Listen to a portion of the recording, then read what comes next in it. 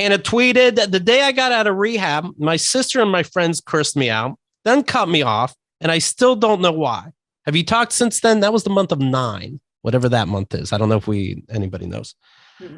My boyfriend left. Now, was this the last rehab session? Is this the same boyfriend you met in rehab? I was confused by that. It's the same boyfriend. We broke up for like a day and, and then we were fine. Yeah. So do you think something major happened while you were using and or you think they just kind of got fed up or are in a fed up state right now? Well, it's different for everyone. My sister, I fucked up while I was using. The friends was weird. I lost a lot of people after I went to rehab. Like they were with me while I was using, when I went into rehab, and then I got out of rehab. Well, first of all, there was a huge game of telephone of gossip going on about me. So like, I don't know what got mixed up, and then. Isn't it funny? I'm sorry. Isn't it funny when you can tell that like you've had group chats and now they're group chatting like it's regular, but it's like, you all seem like you've talked about this before and now you're just including me in as like the play by, what is happening? I know I'm missing something. I know you're talking about other things and it just feels so uncomfortable. And I don't know where to ask because of course no one's going to tell me. Well, yeah, no, everyone was just, and I didn't find out till later, but everyone, I mean, to the point where my sister like called my therapist and tried to get him to tell her things. And he was like, that's illegal. Like, I don't know what's And so everyone was gossiping, but a lot, the most significant people that left my life, it's hard to explain, but we had the dynamic of, I was like an addict and they might be like, they were sort of very controlling yet, but I needed it. Like I was welcome, like the, like controlling part of like taking care of me and like controlling, like telling me what to do all the time. And then out of rehab, I had like someone, for example, was demanding that I like immediately talk to her about my relapse. But my relapse was like pretty traumatic. Like I overdosed and stuff. It was like pretty traumatic. I was like, I'm not ready to talk about it. And she stopped being my friend because she was like, you're not going to talk to me about it. Like I need to hear it right now. And I was like, I really can't talk about it yet. And that like really like she completely cut me off and was like, how dare you? Which I think she wanted apologies, which I totally get. I was like, I will be happy to talk to you in like a month, but I just need time. And I think she didn't get it. And it seemed like I was just kind of being a bitch. But did you do something bad to this person?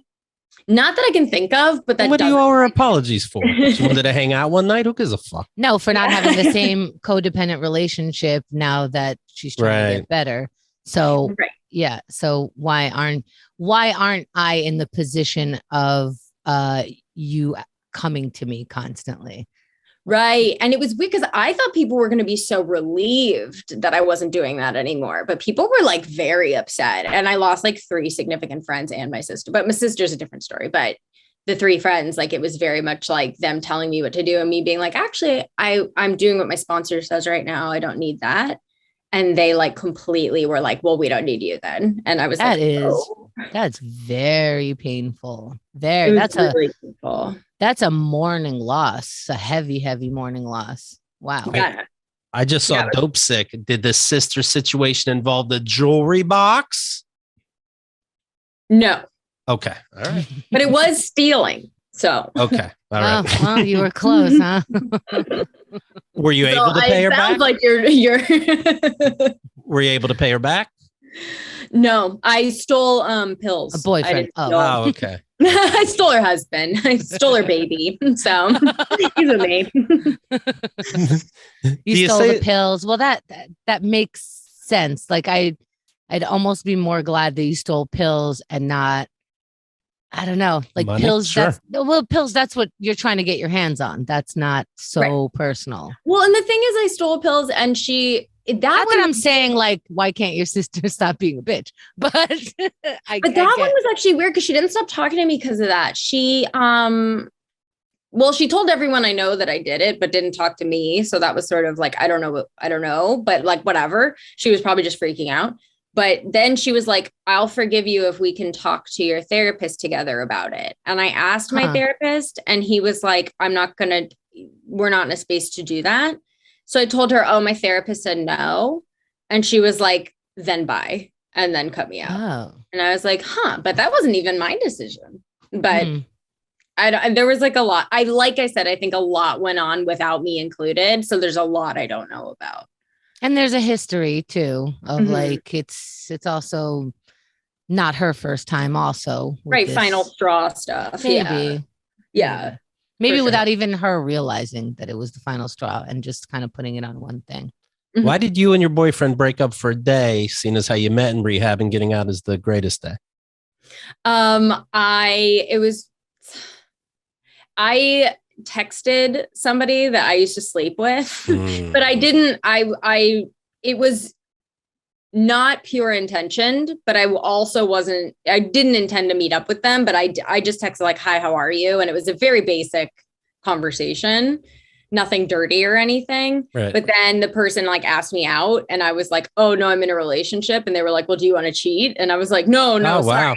I was like, no, I don't. And then I like blocked them and was like, but then I felt like guilty about it. And my sponsor was like, definitely don't tell him because that's pointless. You're just doing like, just pray about it and share about it in meetings and stuff. And I immediately told him about it and was like, I'm sorry. I don't know what that was. And he was like, I need space. Like, he was just like, I'm very hurt. And then was like, okay, we don't have to break up because you just texted somebody. And I was like, yeah, I know. But does that make the boyfriend distrust the therapist for a second? Like they said, pray on it and don't tell me. Oh, the sponsor. Yeah, he was mad at my sponsor. He was definitely mad at my sponsor. But then he said his sponsor told him he would have said the same thing. Okay. Like, there's no point in like telling someone something just to alleviate your guilt. Like you have to really think about like, is this just hurting someone? Do they need to know this? Did something really happen? I don't know. Maybe I don't know. Well, she already knows something happened. Like she said, it wasn't the purest of intentions. So there's your answer. Oh, yes. I did like kind of miss this person and wanted, but like I realized I was like in fantasy in my head and like none of that's real. If I actually like saw this person, it would be like very like. Isn't that part of like the sex and love addiction where it's not really physical or permanent? Like you're not trying to get someone to fall in love, but you're trying to get that slight hit of dopamine from this person will be happy to hear from me in a way that I don't have to be honest about.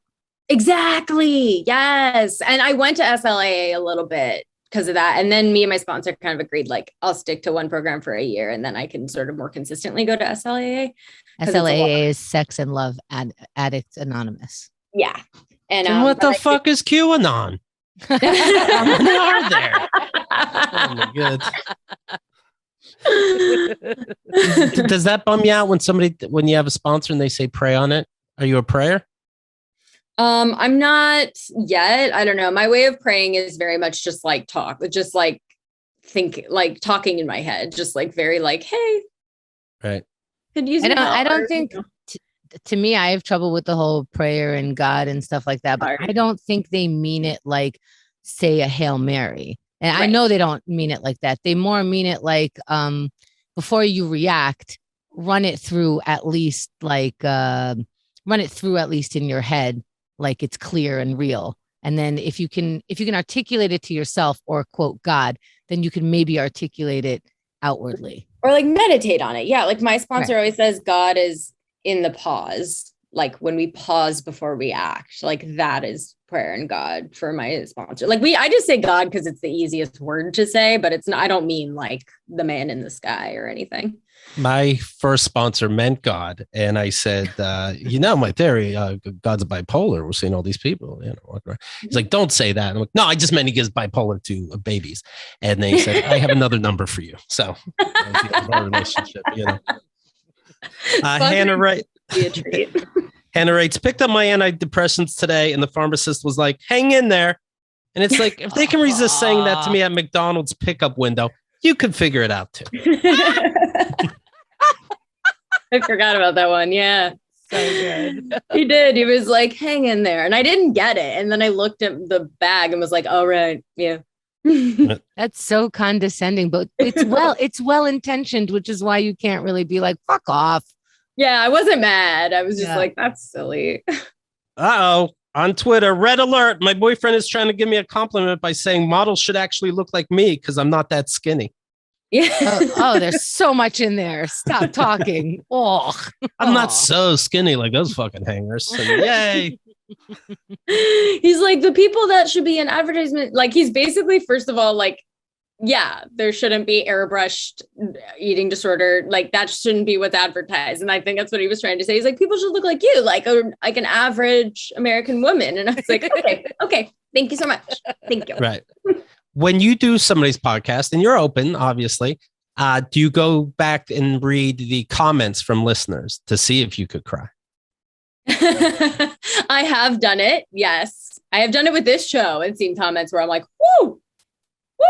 But yeah, I definitely do that. And then I have learned to not do that. Taking a month, she wrote, a month-long break from social media. Feel free to miss the shit out of me and follow me at the Disordered Pod. You didn't last 2 weeks, by the way, Hannah. No, I did not.